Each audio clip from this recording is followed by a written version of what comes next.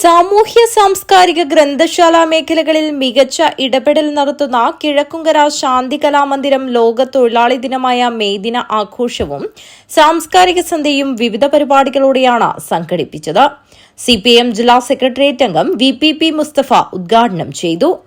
ഇവിടെ ഇന്നിപ്പോ നമ്മൾ അനുഭവിക്കുന്ന സ്വാതന്ത്ര്യവും ജനാധിപത്യവും എല്ലാം തുടരുന്ന ഒരു ജീവിതം ഉണ്ടാക്കി നിൽക്കുന്നതിനു വേണ്ടി നമ്മുടെയെല്ലാം ഭാവി ജീവിതം നല്ലതായി തീരാൻ വേണ്ടി സ്വന്തം ജീവിതം ഊരിക്കൊടുത്ത രക്തസാക്ഷികളെ അനുസ്മരിക്കുന്ന ഉജ്ജ്വലമായ ഒരു സമരത്തിന്റെ അനുസ്മരണമാണ് മെയ് 1.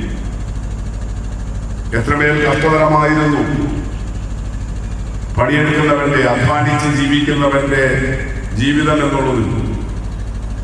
നമ്മുടെ നാട്ടിലെ തന്നെ എത്രയോ കഥകളിലും നോവലുകളിലും കഥാപ്രസംഗങ്ങളിലും സിനിമകളിലും ഉൾപ്പെടെ പഴയകാലത്ത് ആവിഷ്കരിക്കപ്പെട്ടിട്ടുണ്ട്. കലാമന്ദിരം പ്രസിഡന്റ് MK വിജയകുമാർ അധ്യക്ഷനായി. M പൊക്ലൻ, ദേവി Raveendran, MV Raghavan, K Viswanathan, K Meena, KV Lakshmi എന്നിവർ സംസാരിച്ചു.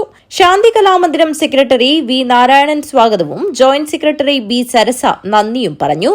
തെരുവുനാടകം, കൈകൊട്ടിക്കളി തുടങ്ങിയ വിവിധ കലാപരിപാടികളും അരങ്ങേറി. News bureau, Kanhangad.